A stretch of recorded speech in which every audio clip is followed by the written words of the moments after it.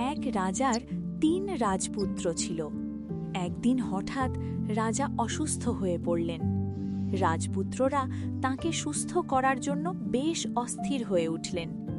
রাজ্যের বিভিন্ন প্রান্ত থেকে ঋষি মনীষীদের ডেকে পাঠালেন রাজপুত্ররা, কিন্তু কেউই রাজার অসুখের কোনো চিকিৎসা দিতে পারছিলেন না। এদের মধ্যে এক বয়স্ক মনীষী রাজার সুস্থতার উপায় বললেন। রাজপুত্ররা, তোমরা অমৃত খুঁজে নিয়ে এসো।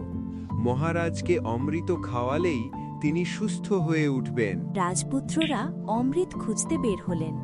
ব্যর্থ হয়ে বড় ও মেজ রাজপুত্র খালি হাতে রাজপ্রাসাদে ফিরে আসলেন। আমি ব্যর্থ হয়ে এসেছি। আমিও ব্যর্থ হলাম মহারাজা। কিন্তু রাজার ছোট ছেলে ইভান বেশ সাহসিকতার সাথে সকল প্রতিবন্ধকতার মোকাবেলা করলেন। অবশেষে তিনি সোনার দুর্গে পৌঁছালেন এবং সেখান থেকে অমৃত নিয়ে ফিরে আসলেন। অমৃত খাওয়া মাত্রই রাজা সুস্থ হয়ে উঠলেন। তিনি ইভানের প্রতি বেশ খুশি হলেন এবং তাকে সেই রাজ্যের রাজা ঘোষণা করলেন। শিক্ষা: আমাদের সাহসী হওয়া উচিত।